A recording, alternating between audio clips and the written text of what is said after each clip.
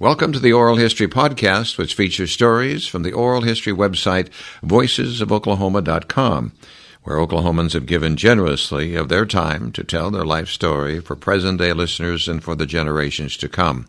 Our entire collection is available at voicesofoklahoma.com. By subscribing to our podcast, you will be notified of new Oklahoma oral history podcasts.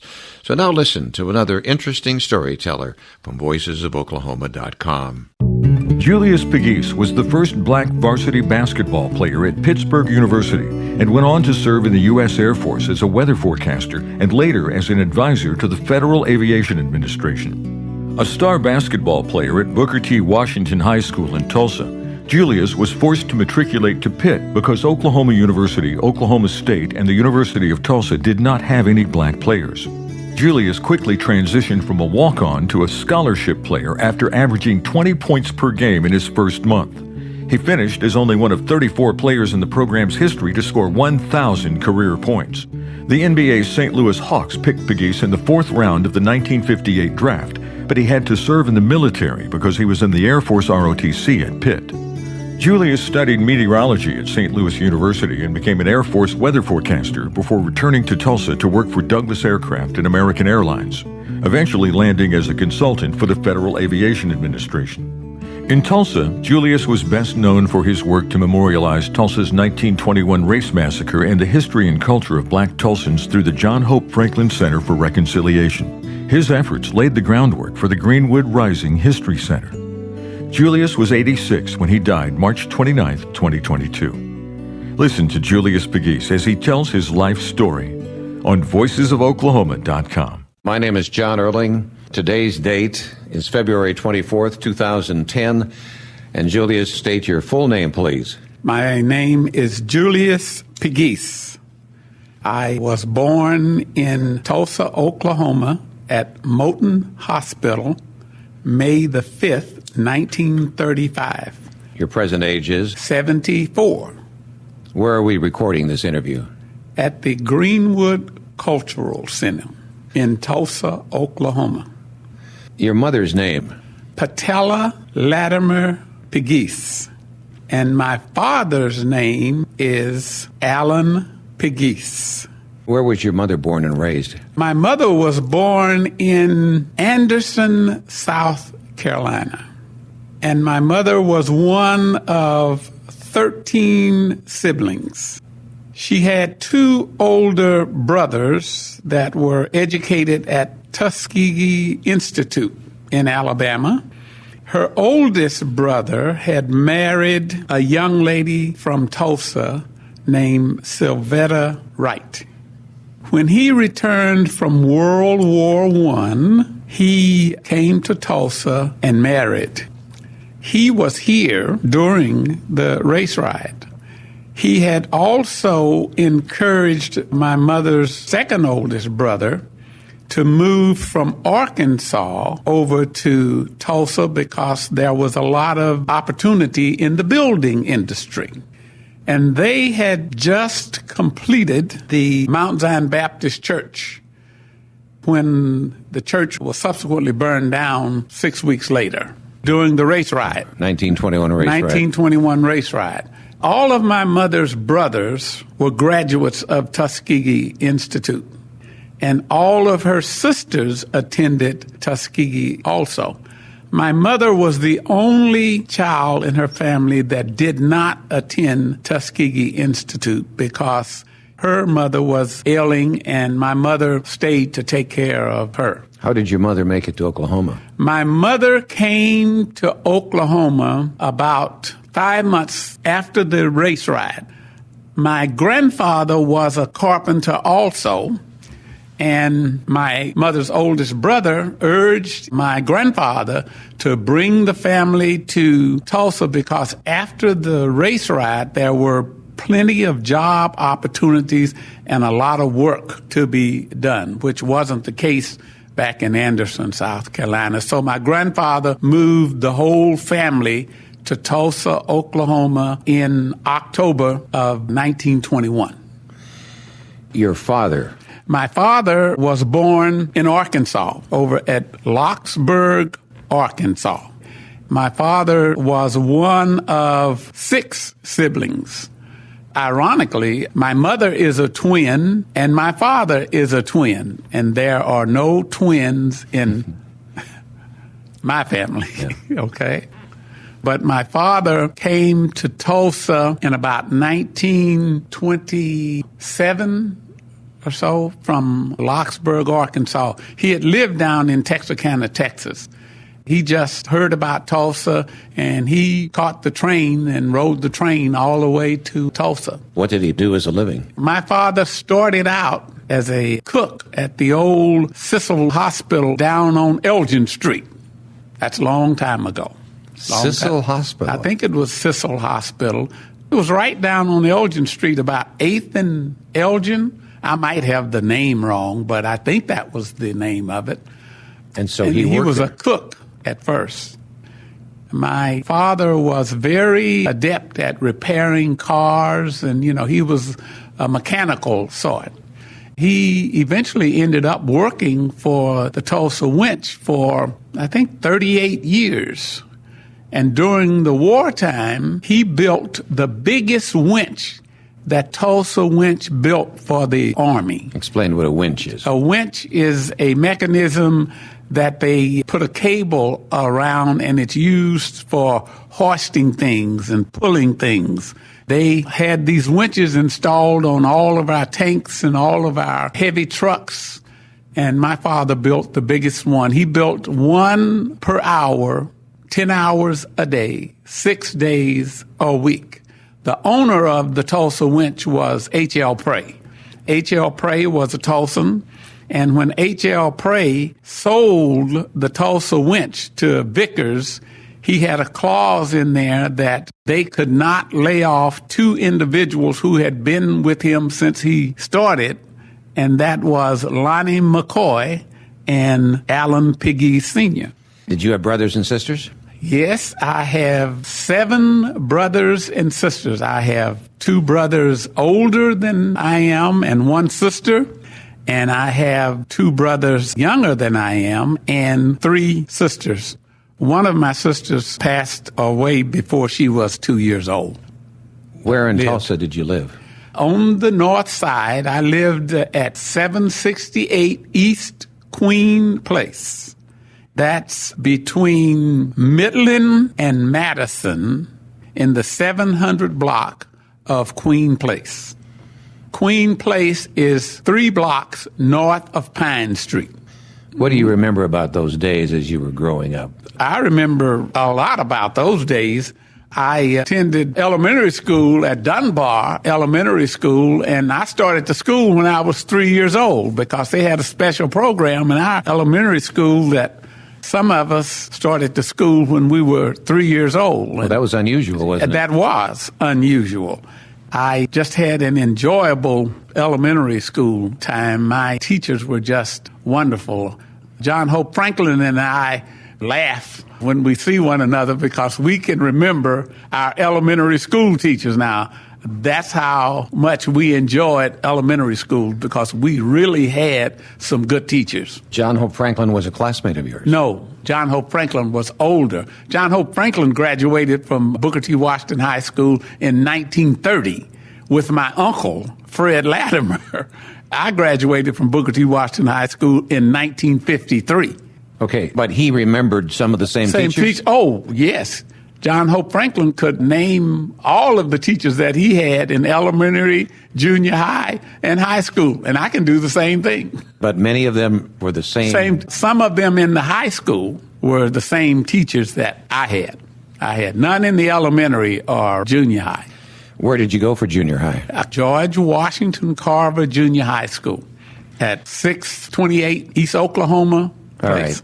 Out of Carver, you go to Booker T. Washington. Right. For 4 years. No. I only went to Booker T. Washington High School for 3 years because back then the grade schools were pre-K to sixth grade.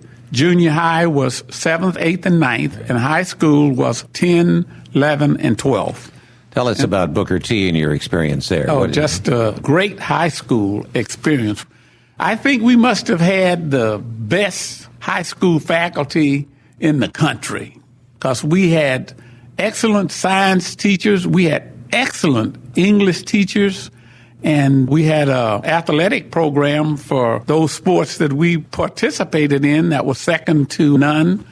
We are one of the teams that went undefeated here in the state of Oklahoma when I was a senior in high school. In 53? 53. And you graduated in 53? In 53, and I was the valedictorian of my high school class. Describe Booker T then. Now, as it is today, it's a magnet school. Back then, it was an all-black high school with an all-black faculty, an excellent faculty. After World War II, E.W. Woods had tried for years to get a new high school for the African-American children or for the black children. The high school was located not far from here on Eastern Street, right where OSU is located. He had been unsuccessful in doing so. So I am told that one day he told the superintendent, well, if you can't build a new high school for my students, then we're all going to go to Central. Consequently, we ended up with a new high school located way out north. The land for the new high school was donated by a local black businessman. And my class was the first class to go to the new high school all 3 years, and it was located out on Woodrow Street. I started Booker T. Washington High School in September of 1950. Who was E.W. Woods? E.W. Woods was the first and only principal of Booker T. Washington High School from the time of its inception until he died in 1948. He was there for 35 years. Oh. E.W. Woods was a principal that just did a magnificent job of developing black children.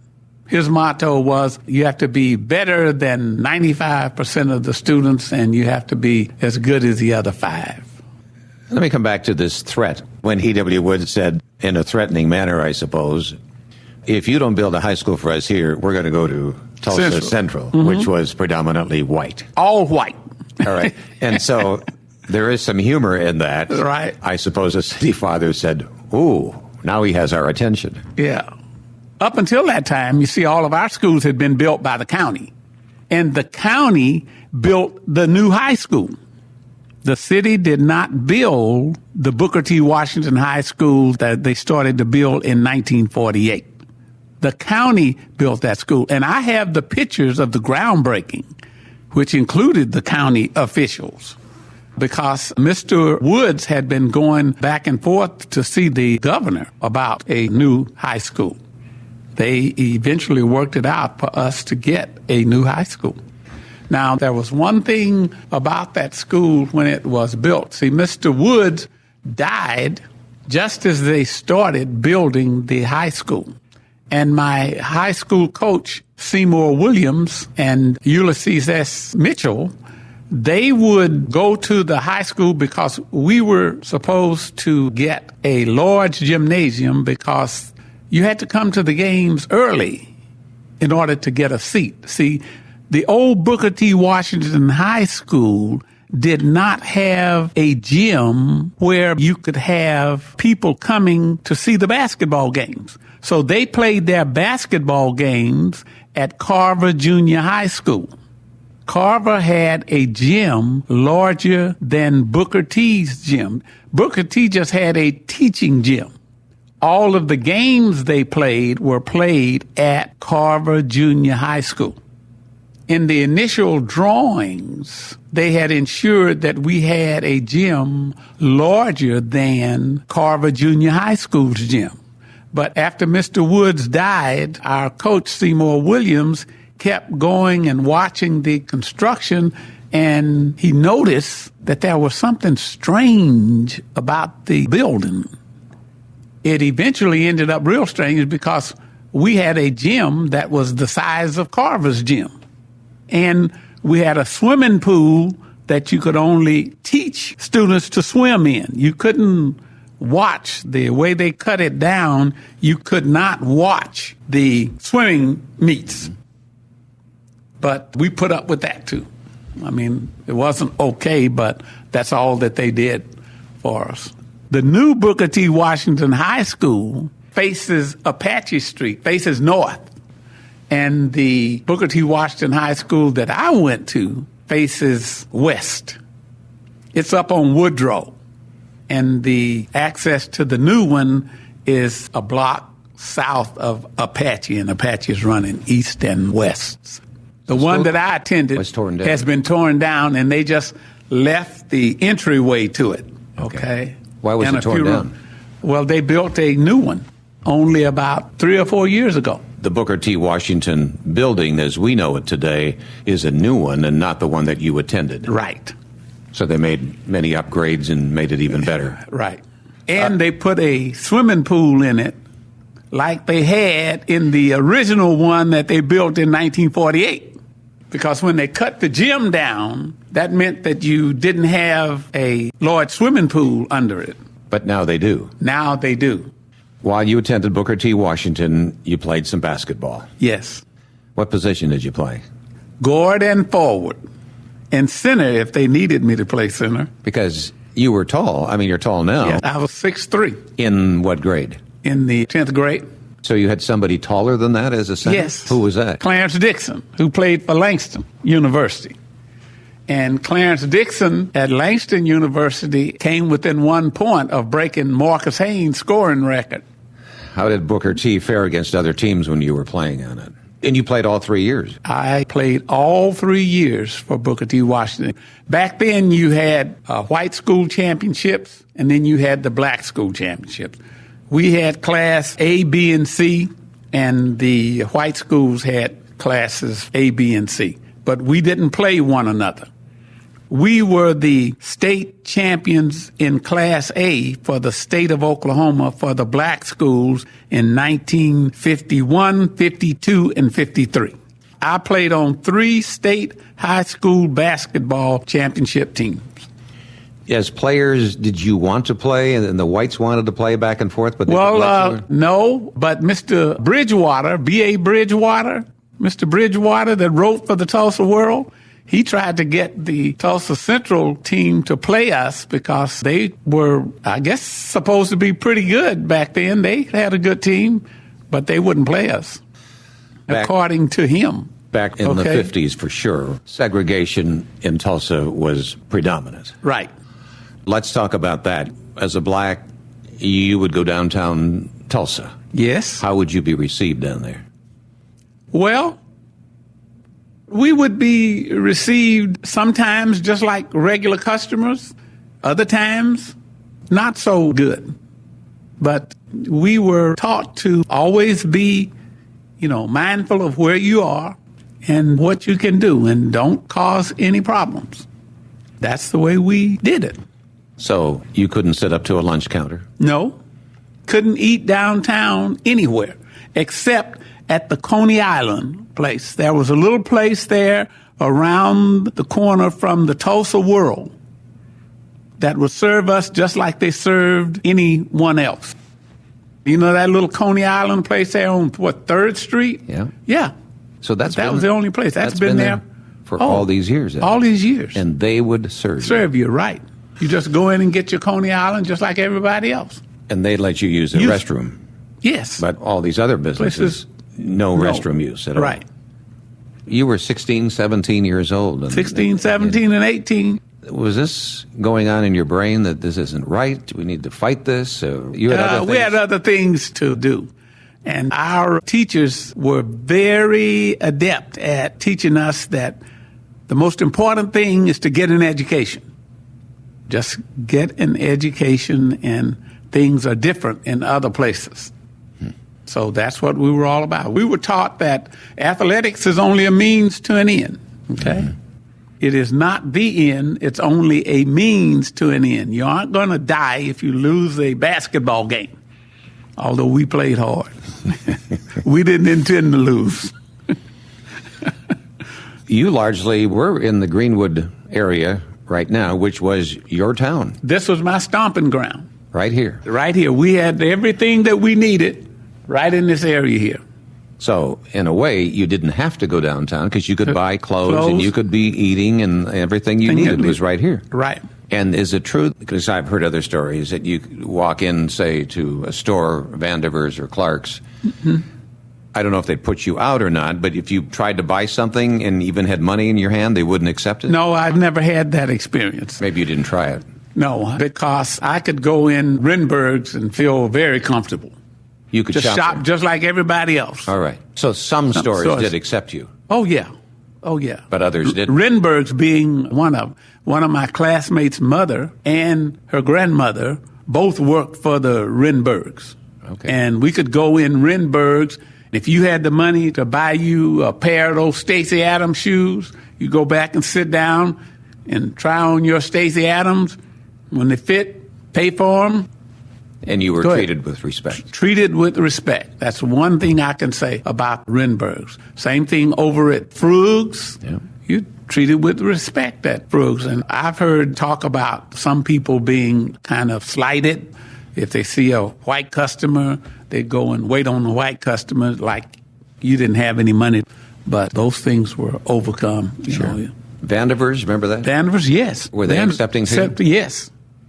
Clark's could close? Clark's was right next door to Renberg's. So it wasn't a total shutdown downtown? It wasn't a total shutdown. Couldn't go to the theater, you know. Did you have your own? We had theater. We had the Dreamland and the Rex and Peoria. Did you have the same movies playing? Yeah. Eventually, all of the movies would get to us. Probably your first run didn't come to you. No. They'd come to the white theaters, and we'd get them later. And I guess you just kind of accepted that as a way of life back then. Yeah. So what if you saw the movie 6 weeks later or 8 weeks later? Yeah. You probably processed more of that as you got older than when it was actually happening to you. Right. We referenced the 1921 race riot. At that time, and we're talking about you now as being 17, 18 and just getting out of high school. What were you told and what did you know about the race riot? Well, I probably knew more about the race riot than the average person because my two uncles were involved in the race riot. And we were struggling as a church. See, I was a member of the Mount Zion Baptist Church. And I worked with my uncles. My uncles, Jaffe Clinton Latimer and William Shakespeare Latimer, they told us about the riot. As a matter of fact, the story goes around that my uncle J.C., that's Jaffe Clinton, they had finished the Mount Zion Baptist Church. And you see, my two uncles were two of the best bricklayers in town. So they worked for other white contractors. After they had finished the Mount Zion Baptist Church, my uncle J.C. had gone to work for somebody else. So had my uncle Shay. When this riot broke out, my uncle J.C., he didn't have a car. So he walked everywhere that he went. So he's on his way home, and they pick him up. They? Who? White cops. National Guard? I don't know whether it was the National Guard, but they were some officers. Yeah. And they took him to jail. And the next morning, his boss got to work, and my uncle, normally, he was the first person on the job. So the boss gets there. He's looking around, see who he has working, you know, and he doesn't see my uncle. He asked these white guys, you all seen JC this morning?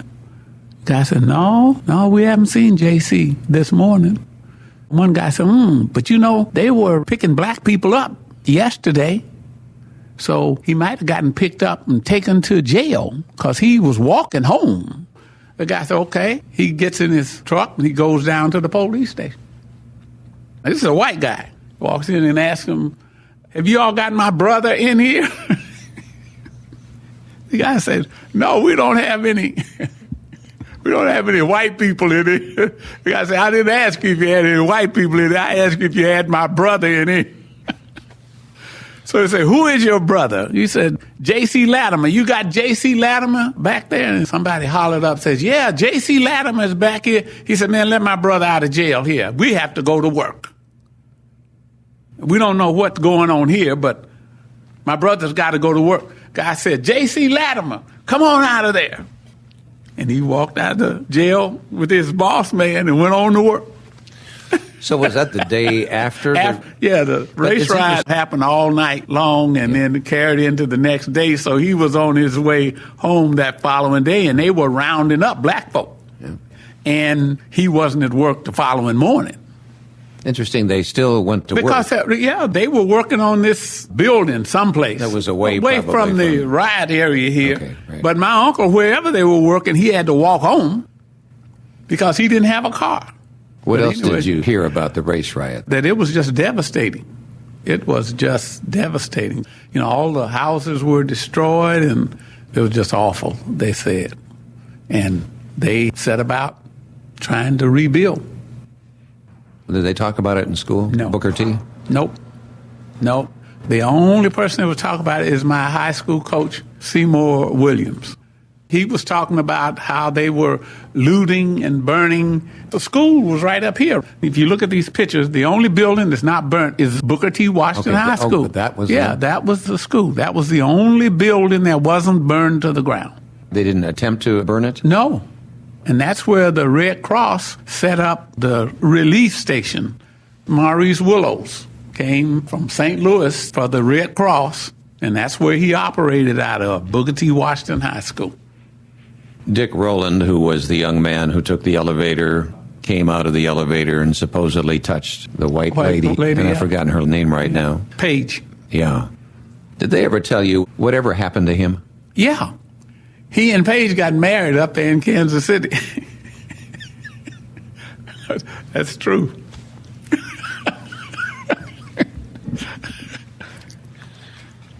They became man and wife. This is not funny. They became man and wife. And that's a fact. That's a fact. That's a fact. Of course, she never did want to press charges. No. Because they have been going together. They had some kind of a relationship. Right. So then why was it that she screamed? Well, I don't know that she screamed. That's part of the lore? Could be. So you yourself have wondered, did she really scream? Right. Well, then somebody saw something. The lady who came out of Renberg's supposedly was first on the scene. And she's the one who told officers or whatever that she thought she heard a scream. Yeah. She came out to see what it was, and she saw Dick Rowland then coming out. Hello. So do we believe then that this race riot, aided by the Tulsa Tribune, actually started because of that lady who walked out of Renberg's, who may have misrepresented the truth? Right. Could very well have been. Am I leading you on? You're agreeing with it. You're agreeing with what I'm saying. I'm agreeing with you. But the way it's written. Yeah, the way it's written, it would cause one to do things that they should not do.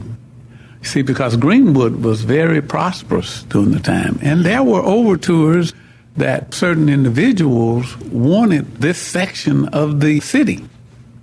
See? And it was well known. But blacks weren't going to give it up. That has carried on for years. They had a report done by Hammersala Green, which moved the Central Business District all the way to Pine Street. And this was in the 50s and 60s. And this report came out. It's interesting. So then do you think that there's much more to the story, that maybe city fathers of Tulsa wanted to move into this area and they took advantage of this? Oh, I think so. This scene? Yeah, they refer to it as a riot. This wasn't a riot. This was a race war. They just devastated the whole area. But blacks rebuilt. Yeah, I was going to say that the whites still did not move in here. That's right, because the blacks still owned the land, and they weren't about to give it up. So they rebuilt.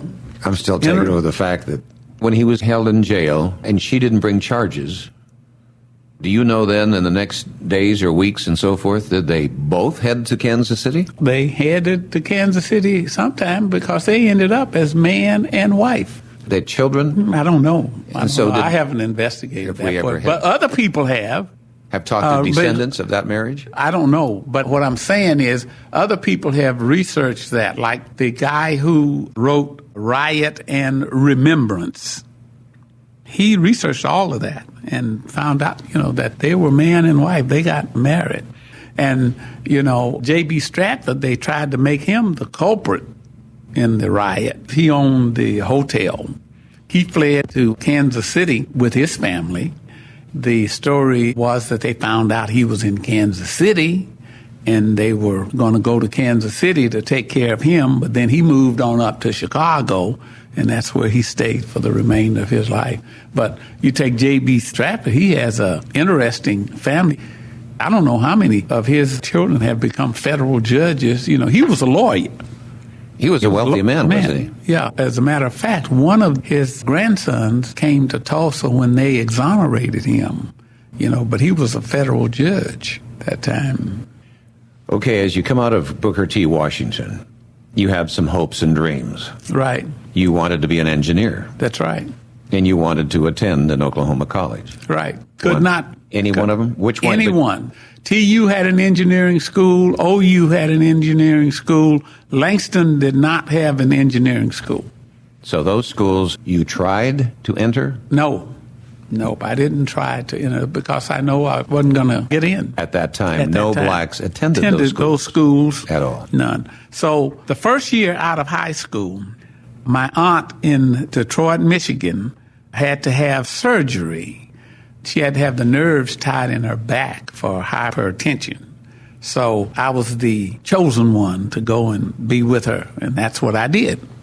So I didn't go to college right out of high school. Okay. I went to Detroit, and I took postgraduate high school courses at Cass Technical High School.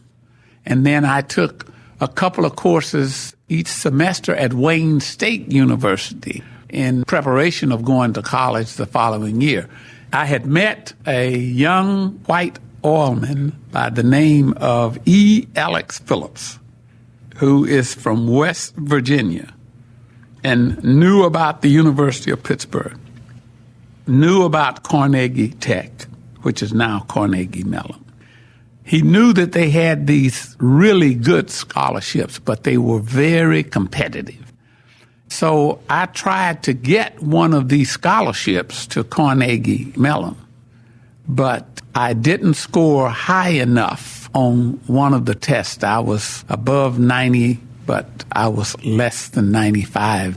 The competition is so stiff. These are scholarships that you get room, board, books, and fees, and a monthly stipend. In the ranking of those people for the scholarships, I didn't get into the number. So the following summer, after I had stayed with my aunt for almost a year, I came back to Tulsa. Alex called me one day, and I went down to his office. He said, "Jules, I'll tell you what we're going to do." He said, "I'm going to call a friend of mine, Captain Tom, at the University of Pittsburgh." Now, Alex Phillips was a fighter pilot in the Navy during World War II. He flew off of the aircraft carrier Enterprise that was commanded by Tom Hamilton, who subsequently became the athletic director at the University of Pittsburgh. Now, the reason that they know each other so well is that Alex sank the biggest Japanese carrier afloat during World War II. But when he went back to the aircraft carrier, he flew over the deck upside down. And Captain Tom was going to court-martial him, because that's a no-no. But he didn't do it. Okay. So they knew each other. And Alex had gone to school at the University of Pittsburgh. Earlier, he was in some Navy flying program. But anyway, Alex picked up the phone, dialed his number, and he said, "Captain Tom, this is Alex." He says, "Oh, Alex, how you doing?" He says, "Well, Captain Tom, I'll tell you what. I'm going to send you a basketball player." Captain Tom said, "We don't have any scholarships." Alex says, "Don't worry. I'm going to pay everything he has to pay for the first semester. And after the first games, you will find a scholarship." So I took off for the University of Pittsburgh. Now, Alex had seen you play basketball. In high school. Did you set some records in Booker T? Oh, we were undefeated. Okay, we were 30-0. Do you know if personally you set any scoring records? No, I didn't set any records because We played as a team. Okay. Other players on that Booker T team must have been very good. Did they go on to other schools as basketball players? Yeah. Clarence Dixon went to Langston University. Truman Williams went to Idaho Tech. Nathaniel Jones went to junior college in California. Eugene Hooks went to Lincoln University. Jerry Edwards went to the University of Arkansas at Pine Bluff. Arthur McIntyre eventually got his degree from TU and served in the U.S. Air Force for 35 years. Those were my teammates. Okay, so you go to the University of Pittsburgh, and you were the first black basketball player at the University of Pittsburgh. All right. So you walk into that locker room and you get introduced to them. How were you accepted by these? How was I accepted? Yeah. I was accepted very well because I was probably the best player out there. But you had to prove that on the floor. At first, they were cold probably to you or indifferent? No. No? No. They were not cold and they were not indifferent. As a matter of fact, Chuck Hirsch, who ended up being one of the captains with me, he was a freshman out of Irwin, Pennsylvania. Chuck Hirsch came over the first day of practice. He said, Julius, I don't like losing. I said, well, I haven't lost too many games during my playing days. He said, well, how many games did you all lose? And I said, maybe 3. We might have lost 4, but in 3 years. So that was good enough for him? That was good enough. It didn't take you long then to put the ball on the floor? No. Now, they had never seen anyone throw a baseball past the length of the court on a basketball court. Throw the basketball just like you throw the baseball. Yeah, just like you did. And just throw it right on target. Was the school segregated? Since you were the first, then why were you the first? They must why was have I first? Because they just never had any black basketball players. Nobody came on and tried to come on. There was a guy who came out for the team before I got there, but he didn't stay. It was a year or so before I did, but he just came out to 1 or 2 practices and then went on about his business. I was there to stay. The first week, they knew they had a ball player. Oh, yeah. Yeah, because after the first 3 games, I was averaging about 25 points a ball game. And the student body must have... Oh, the student body loved it. They embraced you, too, right away? Yeah. I did not have any problem. I loved the University of Pittsburgh. Were there blacks attending the University of Pittsburgh? Oh, yeah. Okay. A whole lot of them. Okay. We had a world-class 100-meter guy. We had Arnie Thorle, who was a middle-distance running. Bob Greer, was the fullback on the University of Pittsburgh's football team. He was the first black to play in the Sugar Bowl. Now, the first black to be a quarterback at a college was Henry Ford for the University of Pittsburgh. It didn't take him long then to probably say, you know what, Jules, as they called you, you've earned a scholarship. Right. That's right. After the 3rd game, Captain Tom called me in. He said, we got a scholarship for you. And you were averaging how many points a game? About 25. But you did set records there. You reached 1,000 points. When I graduated from the University of Pittsburgh, I was the 4th highest scorer in University of Pittsburgh history. What colleges were you playing at that time? We played West Virginia, we played Temple, we played St. John's, we played Penn State, we played Michigan, we played Michigan State, we played Duke at Duke. Did you beat them? No. We played Notre Dame. What kind of a win-loss record did you play? Back then, freshmen couldn't play varsity, okay? And we were 15-1 as a freshman team. West Virginia beat us by 1 point in West Virginia. And we cleaned their clock in Pittsburgh. And then as a sophomore, I think we were like 15-10. That was the first winning record that the University of Pittsburgh had in 18 years or so, something like that, since 1935. And then as a junior, we were 20 and something, and then we won 20 games again. We went to the NCAA tournament twice when they had 32 teams. So we're talking 50... 57, 58. Both of those years. And the other colleges, which are well-known names, they had blacks playing on their teams, too. So this was just a first for University of Pittsburgh. Right. The University of Pittsburgh hadn't been to an NCAA tournament, I guess, since 1935 or something, 35. It's been a long time. But since you arrived... It got better. It got better, didn't it? Yeah, it got better. Any thoughts of playing beyond college? Oh, yeah. I was drafted by the St. Louis Hawks.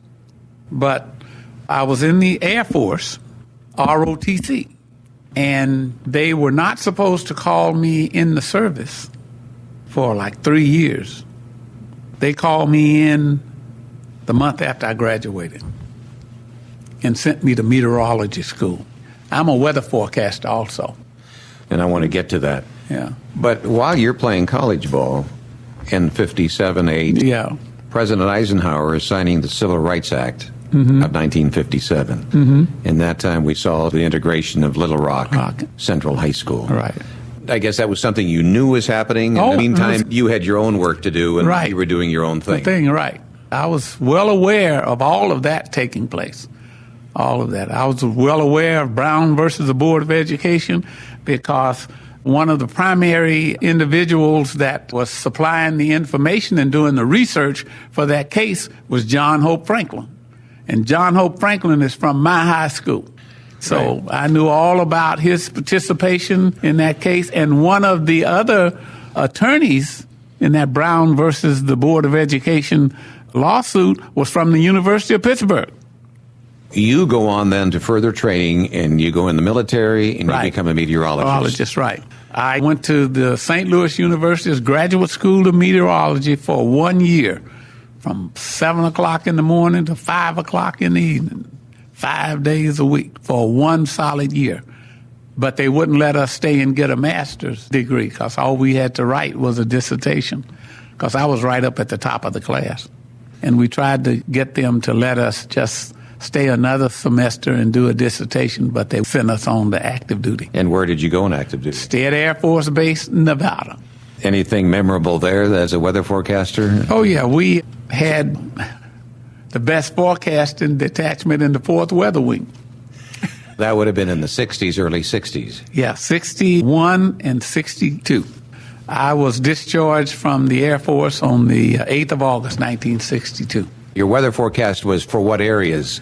From Seattle, Washington, down to San Diego, which included Washington, Oregon, California, Arizona, Utah, Idaho, and Montana. You left the service in what year? 8th of August, 1962. Before Vietnam started heating up, or it was just beginning to heat up in there? It was beginning to. It's the beginning. Yeah. It was when they had the Bay of Pigs over in Cuba, you remember? Yes. I was in the service then. But it had nothing to do with that. Forecasting for the Bay of Pigs. No. The aborted Bay of Pigs. The pigs, right. Out of the service, you eventually came back to Tulsa. Right. See, before I went in the service, I was a full-time employee of the Douglas Aircraft Company. So when I got out of the service, I returned to my job at the Douglas Aircraft Company. And then the Douglas Aircraft Company didn't merge with McDonnell until 67. Then they became the McDonnell Douglas Corporation. I had a total of 31 years with the Douglas Aircraft Company and McDonnell Douglas. American Airlines, did you work for them? I worked for them for 10 years almost after I had retired from McDonnell Douglas Corporation. And as of this date, February 24th, 2010, you're working for? I work on behalf of the FAA as one of their designated engineering representatives for structures. And I have been a designated engineering representative for the FAA since 1997. While living here, you became active in your community. And you became active in human rights, equal education issues in our community. Right. What drew you into that, and tell us a little bit about that? When I returned home, it was during the time that they were moving with all deliberate speed. And just nothing was taking place with respect to integration and desegregation. I started out, I was working on the fact that I knew what had happened with our high school with respect to the gymnasium and the swimming pool. The gymnasium was really too small. I thought that we should have a larger facility in order to accommodate the fans that go to Booker T. Washington's basketball games. So in 1966 or so, I went to the school board and told them we need a new field house. They were going to build a new field house, larger, with a swimming pool, and at the last minute, they dropped the swimming pool because there was no place for the kids to have a swimming meet. They just had a teaching pool. So they built the new field house. That worked out good. And then I started working with the Target Area Action Group. The U.S. government came up with this Model Cities program. The Model Cities program had a requirement that you have citizens' participation. So for Tulsa's Model Cities program, we had a group called the Target Area Action Group. I became the president of the Target Area Action Group, and I think I was the president about 3 times. But during that time, Booker T was still playing its games at Carver Stadium. Everybody else is playing in larger stadiums. They had a game with Memorial, and Memorial didn't want to come over to what we call the Snake Pit. That's the Carver Stadium, okay? In 67, 68, something. They had a pretty good team. But they wouldn't come over here and play. They didn't want to come. But I told Ed Lacy, hey, they are coming. Ed Lacy was the athletic director. He was the coach of Booker T, yeah, and the athletic director at Booker T also. So they'll tell, well, you all can forfeit the game. If you want to forfeit, that's fine. And we'll move on. But they decided to come and play. We had fans hanging from the rafters. They were all around the track. Both stands were full, both sides, and they were all around the track. Not one incident. Would this have been one of the first white, black? Oh, no. No. They had been coming over. And, it was just a big deal with Memorial at the moment. Right. Yeah, they decided that they didn't want to play on the north side. It's too dangerous. Yeah, but they did come anyway. Yeah, they came. No incident. No incidents. And no incidents. Who won the game? Booker T. Yeah. See, during that stretch, I coached the junior high team at Marion Anderson. I had players like Bo Tiger, and I had Reuben Gant, and I had John Winesberry. They all played on my basketball team. But you couldn't play unless you had good grades. When I was in junior high school, Art Williams was my coach. We had to get our teachers to sign an incidental card on Fridays in order for us to play the next week. Proving that you had the grades. Grades and attendance. And if you didn't, you did not play. So we learned early on that the most important thing was education. Yeah. Because Art Williams Sr. would not let you play unless you had good grades. And you could not have a mark on your card for attitude. What about Reuben Gant? Did he always have good grades? Always. Although I did prevent them from playing in a game because they hadn't turned in their work to Mrs. Hopkins. Reuben Gant, John Winesberry, Daniels, Clinton Ball, and another player. They just didn't get to play. And they thought they could entice me to let them play. No, when you turn your work in and it's satisfactory, you can play. Until that time, no. You ever remind Reuben of that? Oh, yeah. And he laughed. He told somebody, he said, don't pay any attention to that smile Mr. Pegues has on his face because he gets pretty serious about education. But anyway, we got the stadium built out there at Booker T. See, the Tulsa Public Schools didn't pay for the stadium at Booker T. They didn't have any money, they said. So we went to Washington, D.C. and got the Model Cities people, got HUD, to approve the city of Tulsa using $600,000 of Model Cities money to build the stadium predicated on the fact that the money from the concessions would fund the junior high athletic program. And I did it for years. Did that work? With the concession stand. We bought uniforms, balls, footballs, basketballs, track uniforms, whatever they needed, we bought it. We bought it from concession monies. That's why the government allowed us to build that stadium. Then the Tulsa public school system tried to get some of the concession money, and I refused to give it to them. I said, this isn't a stadium that you built. This isn't a stadium that you even wanted, okay? And all of the money that's made in these concession stands will be used for the poor kids in this area. And that's what we did. I don't know whether they're giving them money now or not. But that's the way it was set up. That was the way you got the money from the federal government. That's exactly how we got it. And that's the only reason that the federal government let us build that stadium, and is because we convinced them that we could generate the monies for the junior high kids with those concession monies. We didn't build a stadium until in the 70s. Tulsa Public Schools thinks they have some right to come over and ask for those concessions. The 80s, they thought they could. So they forgot history. Oh, they always do. We desegregated the Tulsa public school system. Talk to us about that. Okay, there was a group of white parents who wanted their children to go to an environment where there was a mixed group. So we started the Burroughs Little School right over on Cincinnati. That was running good. The Tulsa public school system was providing the transportation. Kids would come over to Burroughs Little School, study and go to class together, and it was working good. Nancy McDonald was one of the leaders. Betsy Horowitz was another one of the leaders. Mrs. Brown was another one of the leaders. So whites and blacks went to Burroughs Little School, right. Was that the first? Now, I don't know if that was the first integrated school, but that was our first foray into integration and desegregation of the schools.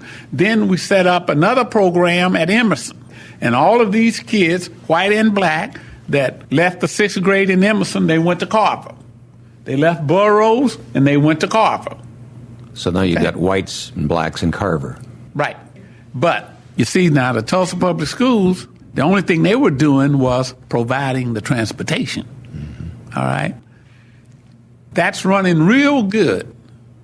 Then in 1985, they decided that they couldn't provide the transportation any longer. And so the program, Down the tube. Went down the tube because the parents depended on the transportation. Now, if the government has told you you have to do something with your schools and you got some parents out there volunteering to do it, and then you cut the legs out from them by taking the money away from the transportation. Nancy McDonald used to do all of the routes to pick up the kids by herself. Wow. Tulsa Public Schools didn't do any routes. Nancy McDonald did all of that by herself. She plotted all of the routes to pick up the white kids to bring them over to black schools. Yeah. But then they took the buses away from her too. Said, we aren't going to provide transportation for your kids. For the they were for the white kids, yeah. But they're busing the black kids all over town. And now they don't even want to do that. They're talking about buying 80 buses. But anyway, we have had some good people doing some good things, but the people, it seemed like, who were responsible, who were the responsible parties, when they decided to kill the programs, they just killed them. Here we are in 2010. Mm-hmm. We still have a racial discrimination problem on our hands. That's right. And we thought that when Martin Luther King had a dream in 60s and the 70s, and now you're still talking about it to this very day. Mm-hmm. There will be students listening to our words 2050, 2075. Will they say, yeah, we still have it? Is this ingrained in us by nature? Or will it get better? It is better today, we have to say that. It is better. It is better today than it was yesterday. It'll be better tomorrow than it is today. There is no magic solution to this problem. But if we continue to talk about it and work on it, one day we'll solve it. We won't solve it to everyone's satisfaction, but we will solve it to the majority of the people's satisfaction, and that will make it a lot better place to live for everybody. In 2010, it's a lot better for blacks in America than it was in the 1950s. 50s, right. So we have made that kind of progress. Yeah. But if you take a survey of whites, they think racial discrimination. I mean, look, we're commingling, we're going to colleges and all that. And I guess they don't sense that we still have a racial problem to this day. That is true. And is that one of the problems facing the black community, that you haven't been able to keep that issue in forefront? That's right. That's one of the problems. And that's why we're building this John Hope Franklin Center for Reconciliation, where people can come together and dialogue about race. I mean, we have a lot of differences, but we have more things in common than we have differences. Once we come together and talk about the things that we have in common, it will diminish the things that are different among us. Right. But if you don't talk about it, you aren't going to move toward a solution. It takes dialogue. It takes people coming together to see what the other person's viewpoint is. See, some people just don't want to face reality, period. Is it true that if you were to go to Booker T. Washington today and you went into the lunchroom at noontime, that there'd be self-segregation going on? Right. Whites here, blacks there. What's going on there? Well, that's because they don't talk to one another. And there is no one that is facilitating the communication amongst the groups. Whites will say, well, we all sit down here, but the blacks go over there. So how are we going to get them together at lunch? They feel more comfortable amongst their own. I mean, doesn't it kind of make sense that if there were a group of Asians here and whatever here, that we tend to be with those that we feel more familiar with? Right. So maybe That's we right. have that going on. Right. And I think it's a matter of people feeling comfortable with each other. But I feel like someday that will be overcome. But you have got to have a facilitator in some way to move these students toward that goal. You can go to college and what happens? Everybody is commingling with one another, talking to one another, having lunch together. But at the high school level, it really starts earlier than the high school level. And when you take the situation that we have here in the Tulsa public school system, back when they were integrating and desegregating, the only students that were forcibly bused were the black students. The only students, okay? Now, when Booker T was first desegregated, all the white kids came voluntarily.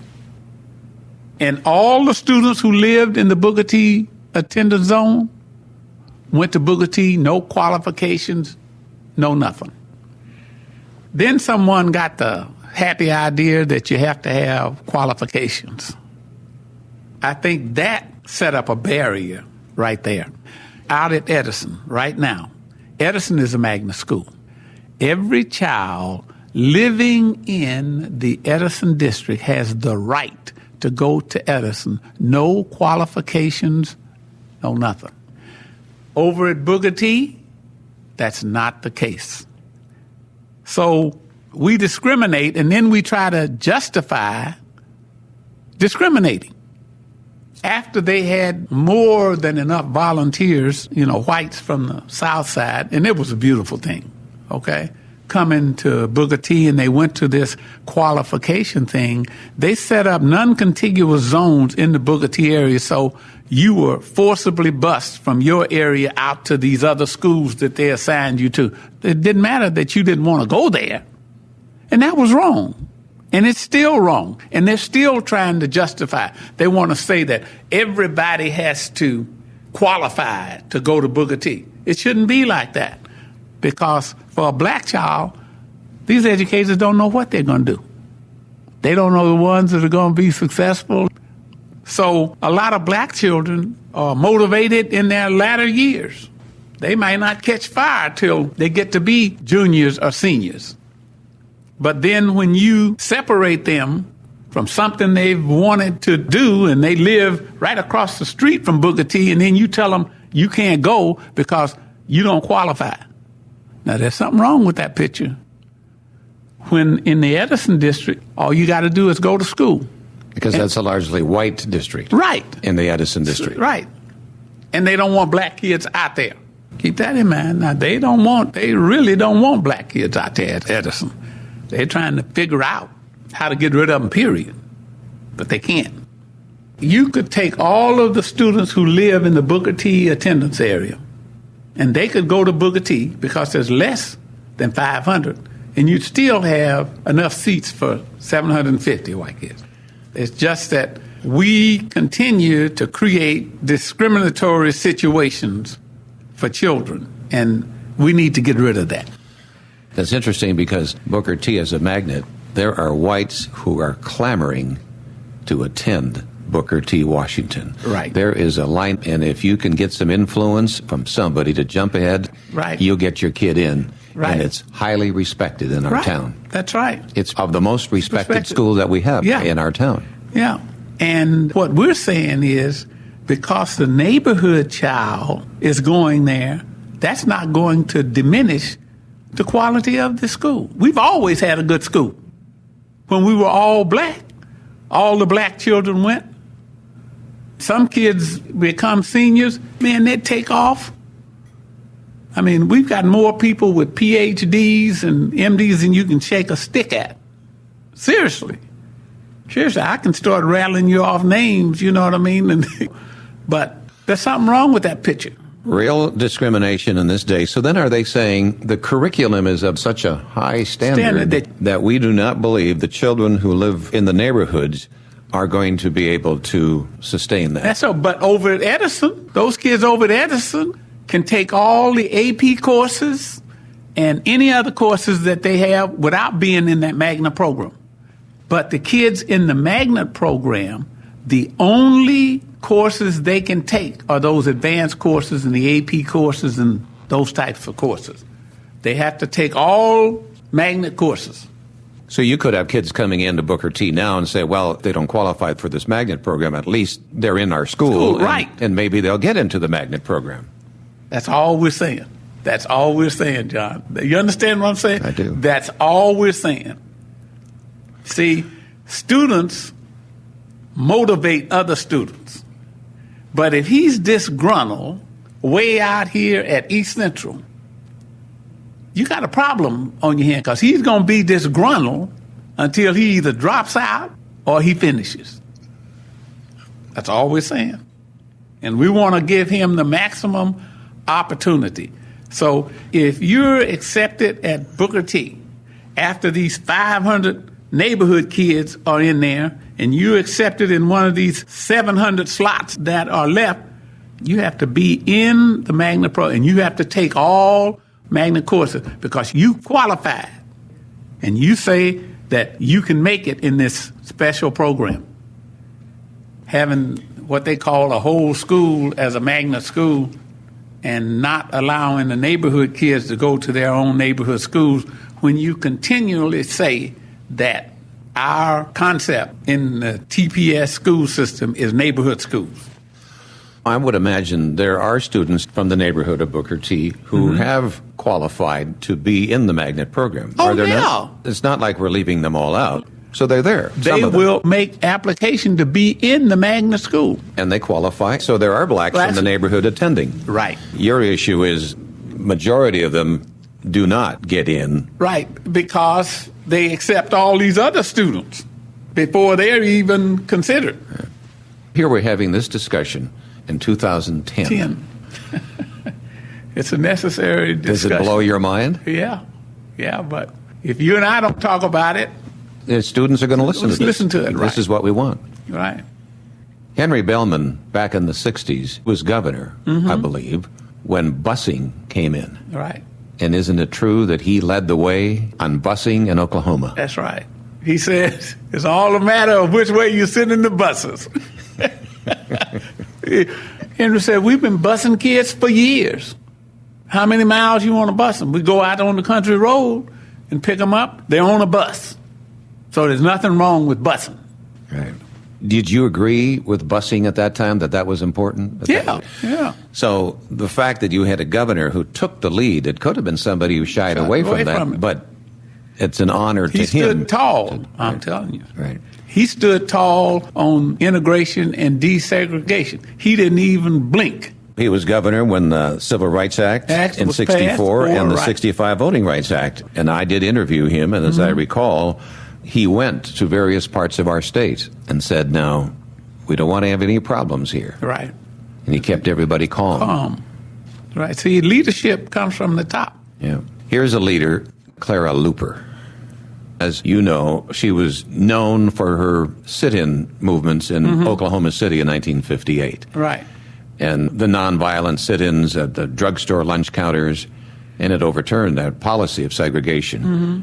Were you aware of her, or did you? Yes, I was aware of her, and she epitomized the nonviolent solution to the problems that we have with these segregated facilities. And she was an excellent leader. Whatever they were doing, Clara Luper was in control. She knew how to handle children and adults. And that's what made her good at what she did. Yeah. I thought she was very effective in what she did. And it started out in a very simple deal.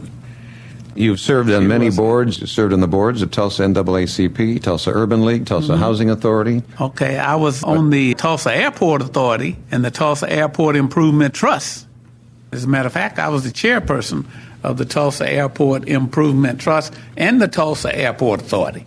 I served on both of those because same people serve on both of them. And now I'm the chairperson of the Tulsa Development Authority. Somewhere in your life you had to meet a partner. My wife of over 50 years is from Pittsburgh, Pennsylvania. And you met her She there. is Dr. Julius Pegues. She has a master's degree and EDD from the University of Tulsa and a professional counseling degree. But I met her in Pittsburgh. She was a student at a college down the street from the University of Pittsburgh called Mount Mercy College. Mount Mercy is about a mile and a half from the University of Pittsburgh. She graduated from Mount Mercy in 1958, and she was one of 2 black students going to school there. Where did you meet? One of her friends one night was having a birthday party, and her friend asked her if she wanted to ride down and pick up another friend of hers, which was me. Well, when they got down to where I live, a friend of mine from Penn State had come over to where I lived, and we were sitting across the street in her car looking at them when they pulled up. Subsequently, I had my friend from Penn State drop me off at her house. My wife was there, and that's where I met her. I met her at her friend's house at a birthday party. We've been married for over 50 years. We're on our 52nd year now. And we have 3 children. Wow. Mary is our oldest daughter. She was born in 1960. She has a bachelor's degree and a master's degree from Washington University in St. Louis. She currently works for a law firm in Dallas. She has 2 years of law school at Cal Berkeley. She did research at the VA hospital in Oakland, California for quite a while, but now she's come back to Dallas. She's working for this law firm. Now, my next oldest child is Michael. He graduated from SMU's engineering school. He has a degree in mechanical engineering, and he graduated from Tulane's law school. So he's an intellectual property lawyer in Dallas. And he is a section chief at Bracewell Giuliani law firm. You know, Giuliani that was running for president? Oh, of course. Well, my son is the section chief in intellectual property at that law firm. Okay. And my youngest daughter has a bachelor's degree from the American College of Applied Arts, and she has a master's degree from OSU in special ed and children with learning disabilities. She's certified in 3 areas, and she is a manager of the Children with Learning Disabilities program for the Denver Public School System. Well, you have reason to be proud of that family. Yeah, I don't you? am proud of my kids. You know, it would have been more difficult for them to do that back in the 50s. Yeah. So look what they have done and what they've accomplished. And right. so there could be a lot of people say, well, what's wrong? You guys have had a discussion about race relations. It may have healed some, but there still is going on in Tulsa. Look what they've done, but we still have our problems, don't we? Right. And we're going to have our problems if we don't talk about them and continue to work on them. As students listen to this, and maybe they can hear it 5 years, 10 years from now, what do you say to them? To treat every individual like you want to be treated. That's the most important thing, is to see a person for what they are, okay? And don't prejudge people. Get to know someone. Get to know them first. And don't just lump everyone into one category. Find out about a person's character and what that person is all about before you categorize them. And just have respect for your fellow man. Yeah. And I'm thinking you're talking between whites and blacks. Yeah. But, you know, within the white population and within the black population, we prejudge people ourselves. That's right. We see somebody walking down the street when they're fat. Well, Yeah. we don't want to talk to them. Right. There's somebody who looks real ugly. Right. And we don't want to talk to them. And they're white. So your words are good for the overall population. For everyone. Right. Everyone. Respect your fellow man. If we had more respect for one another, we wouldn't have half the problems that we have. But people tend to do things and then try to cover up for it, try to justify. Although they know it's wrong, they try to justify what they've done, which makes it worse, instead of facing up to what they've done and developing respect for everybody.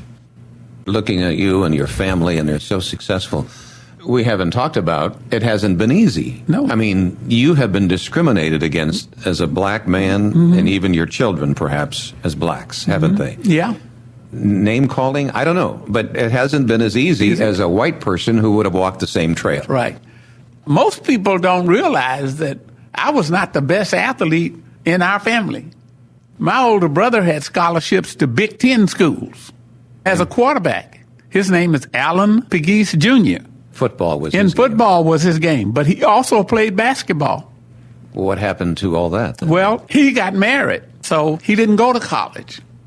But he was by far, he was head and shoulders athletically above all of us who went to college. See, I went to the University of Pittsburgh and played basketball.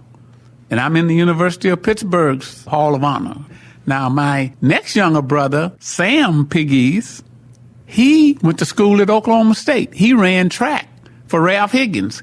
He was the Big 8 high jump champ. And he's in Oklahoma State's Hall of Fame. Now, my youngest brother, Luther, he went to Arizona first, came back to Easton, and ended up at the University of Central Oklahoma with his coach from Easton. He was the captain of Central State. He's in Central State's Hall of Fame. Wow. We both have brothers named Luther. Oh, do you? My younger brother, Luther, he played for the University of Central Oklahoma, and he coached McLean out there for I don't know how many years. He coached the girls for, 10 years or so. And then he coached the boys for 15 years or so. Oh, and he's in the Oklahoma Coaches Hall of Fame. Henry Iba, when he was over here at OSU coaching, does that cover the span when you were playing basketball at Pittsburgh, doesn't it? Yeah.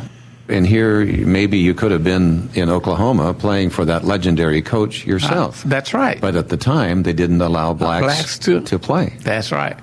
That is exactly right. It didn't bother me then. I played for the University of Pittsburgh. It was their loss. Right. And we tried to get a game down here, but, we never did. The closest game we could get to Tulsa was with St. Louis University in St. Louis. And that was the only game that my mother saw me play. My brother and my cousin brought her up to St. Louis to see me play. She saw me play one college game. Well, I got to say thank you for our time here today. Yeah, this was very I've interesting. Enjoyed it. Yeah. I've appreciated your openness and forthrightness, and I think it's going to be very valuable as people hear about it. Yeah. I think that our process with the Tulsa public school system would be much further along if they would just listen to the citizens, just listen to the people. In the 70s, we had such a great start. The citizens didn't tear it down. The educators tore it down. We had training for teachers on ethnic diversity, you know what I mean? Just teaching them to cope with classroom of kids with different backgrounds, different colors, language, you know what I mean, and how to control all of that. Oh, we had it going on, and I'm telling you, I am thoroughly disappointed with the Tulsa public school system for undermining all of that effort. That's the thing that hurts me the most, is that we had such a tremendous start. H.J. Green was the first white principal of Booker T. Washington High School. We had a reception on a Sunday for him. Sunday morning, it was pouring down. The reception was supposed to start at 2.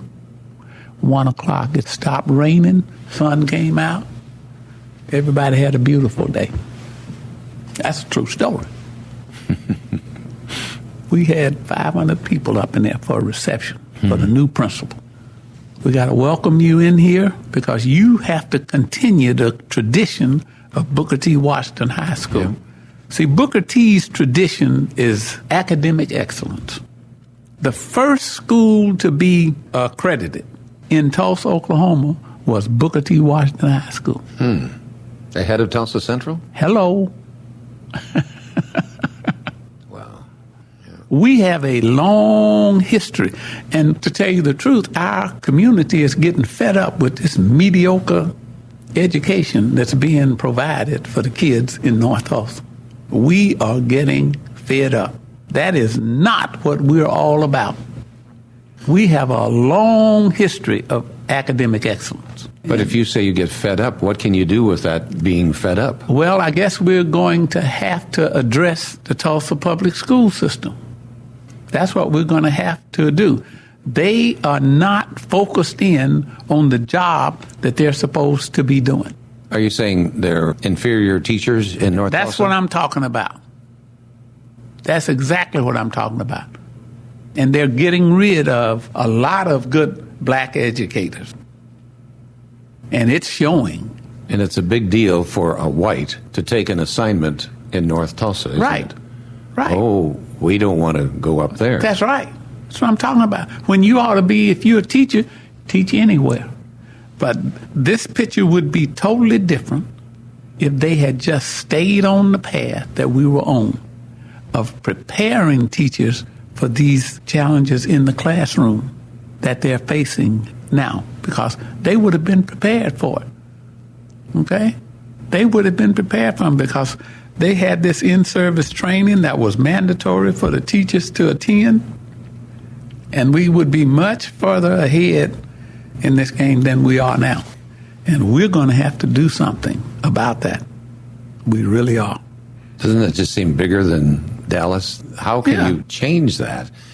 How do you reverse this trend? They have got to get somebody on top that is truly interested in educating kids. See, talk is cheap.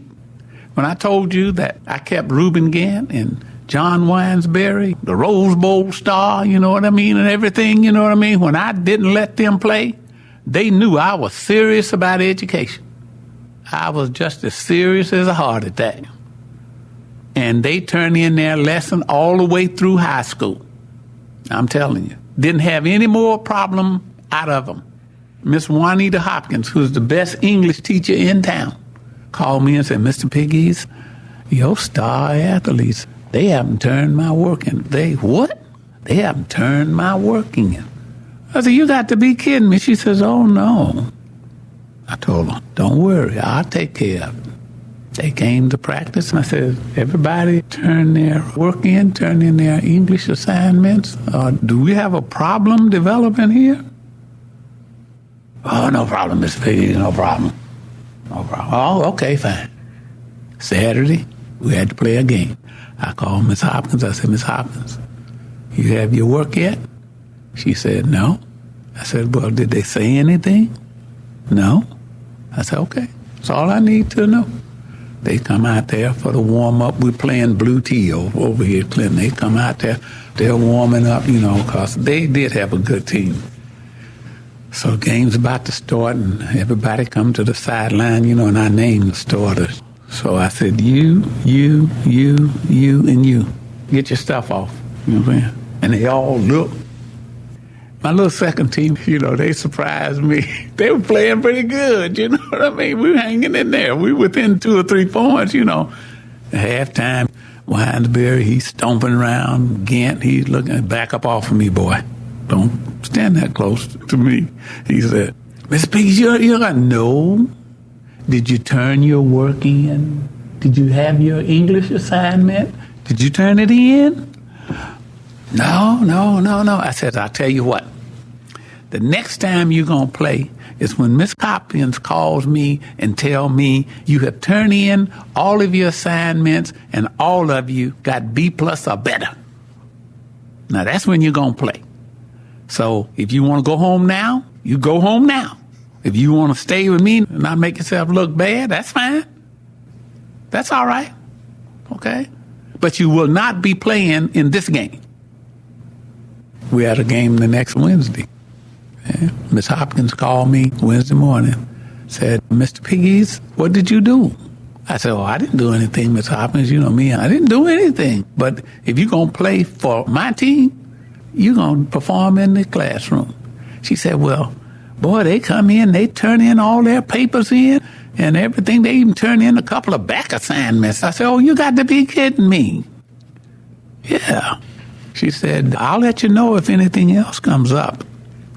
That night we go out and I really pull a fast one on them because they all think they're going to play. You know what I mean? So I said, you, and you start. Boy, they stomped the feet. So I said, hey, does somebody have a problem here? You know, I looked at Gant. You got a problem? I said, now, just sit down. Just sit down. And so I let my kids, my second team, play the first quarter, and then I let them play, you know. Didn't have no more problem with them all the way through high school. So you were coaching junior high at Marion Anderson. Marion Anderson. Yeah. 7th, 8th, and 9th grade. You coached that. I coached all 3 teams by myself. And you want to know why I coached them by myself? Why? Because a lot of these coaches think they playing in the NBA. And I'm teaching skills. I can run 3 teams at one time. And we're only going to practice 1 hour. That's all. Because that's all you need to practice. And that's all we practiced was 1 hour. I practiced 7th, 8th, and 9th grade at the same time. Wow. Never had any problem. Never had any problem. Was that your full-time job, or you were doing? Oh no! My full-time part-time job, I work for Douglas Aircraft Company, McDonnell Douglas. No, gave of your time. Yeah, it's all about being organized and having people paying attention to what you're doing. You don't need to practice. These people go out and practice 2 and 3 hours at a time. For what? Go home and study. This time, you know, if you play for me, you won't ever be able to say that you didn't have enough time to get your lesson because you're only going to be here for 1 hour. And if I call your house 30 minutes after practice is over and you're not home, you better be prepared to tell me where you were. You went into that story because we need to be holding these kids accountable. Right. That's right. You got to hold them accountable. You see, playing a basketball game and a football game isn't the most important thing in life. What you're talking about affects whites, blacks, Everybody. every school. We all know about stories Right. about how they are forgiven and work is done for them and all that. And it doesn't make sense. Right. Every tub is sitting on its own bottom. Right.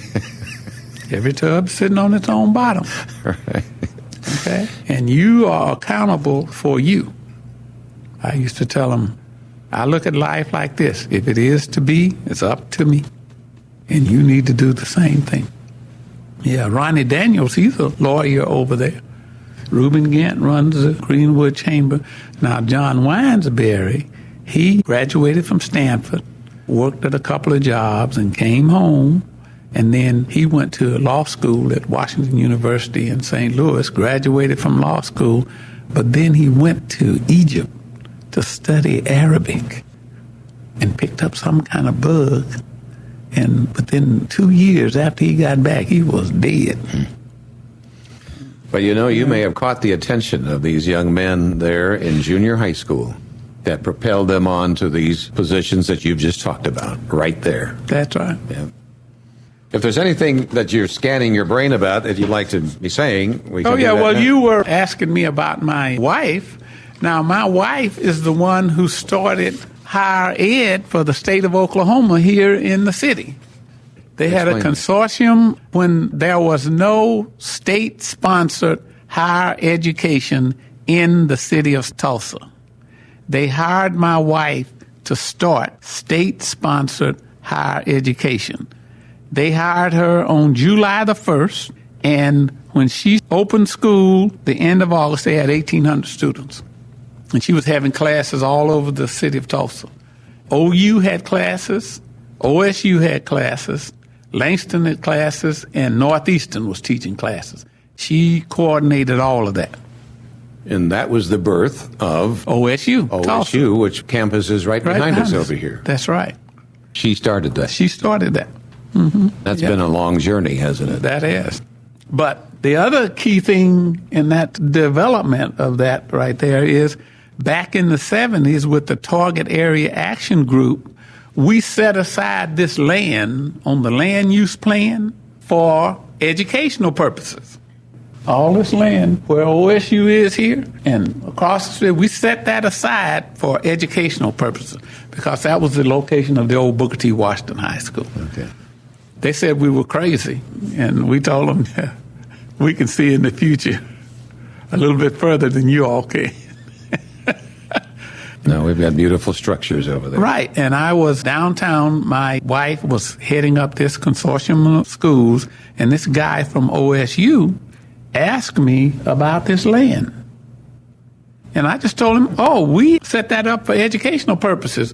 Whoever wants to buy it from the Tulsa Development Authority, they have as much right to it as anyone. It's for educational purposes. As long as you have an educational something on that site, you'll be okay. And the next thing I knew, OSU had gone and got them some money to build this. That make you feel good? You were in on the ground floor? Oh, yeah. Yeah, I just wish that my buddy Homer Johnson was here to see that because I can remember a guy called us one day. We were both down at TDA, and they made the comment that says, you guys are off your rocker. Y'all set that land aside for educational purposes.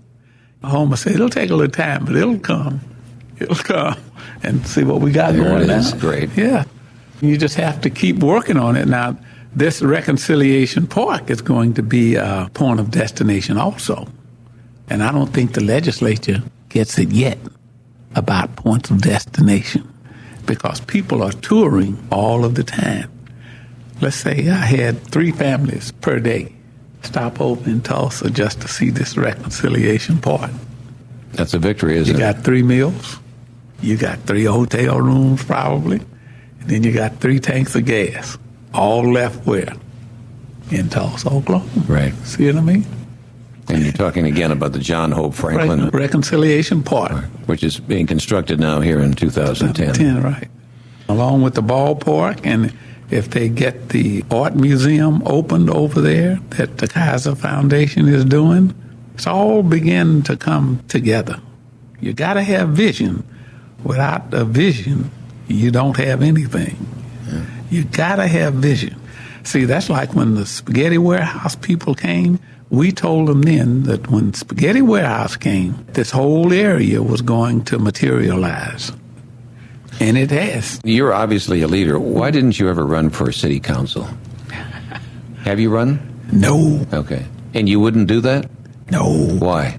Too many other things more important to do. That's for somebody who wants to be public down eye there all the doing time. Public eye all the time. Right. I just like to get things done. You take this Greenwood Center down here. When they wanted to do the Greenwood Center down here, they adopted the plan to do it. And they gave the contract for refurbishing the buildings to Joe Robinson. That's a black architect. He got all of his work finished and wouldn't do anything else. And Ralph McIntosh, who was the president of the Greenwood Chamber then, called me at like 1:30 in the morning. My phone rang and he said, "Little Pig." I said, "Mac, is this you?"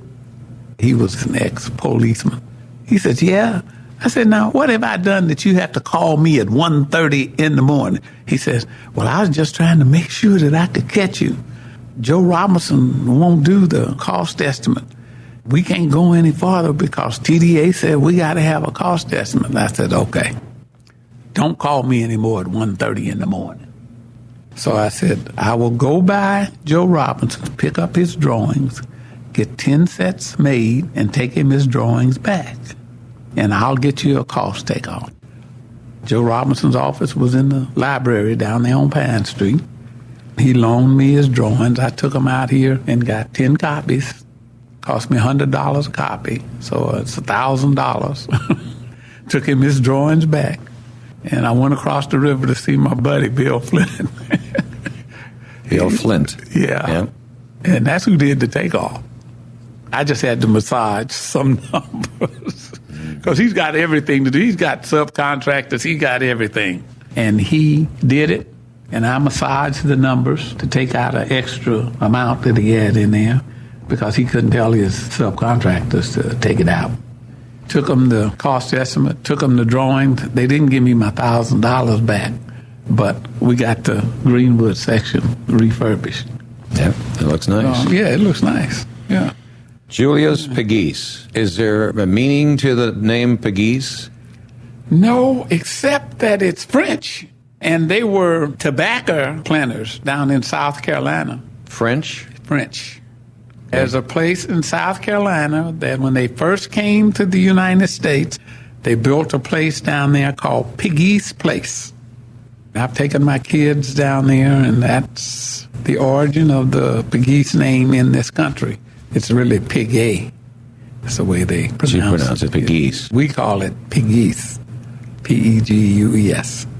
So my mother's roots are in South Carolina, and my father's roots are in South Carolina, too. Although he's from Arkansas. I've enjoyed it. I did too. Keep on doing your great work in the community. Yeah, I love this place. I love Tulsa. Guy said, "Man, you going back to Tulsa?" Yeah, I'm going back to Tulsa. I think it's a great place. It was a great place to raise a family. Did you get interested in any of the Bob Wills and country swing and all that kind of thing? You didn't? Mm-mm. But, I know about Bob Wills and all of the rest of the country and western singers. Other music, blues and jazz and that kind of thing? Yeah, right down here on Greenwood. Did you see anybody who became a name? Earl Bostic used to live 3 blocks from where I lived. He was a musician, yeah. Some mighty good jazz right here in Greenwood, wasn't it? Oh, yeah. They all used to come, and there used to be a little place called the Flamenco that was in this area here. Well, thank you for this time. You're welcome. I enjoyed it.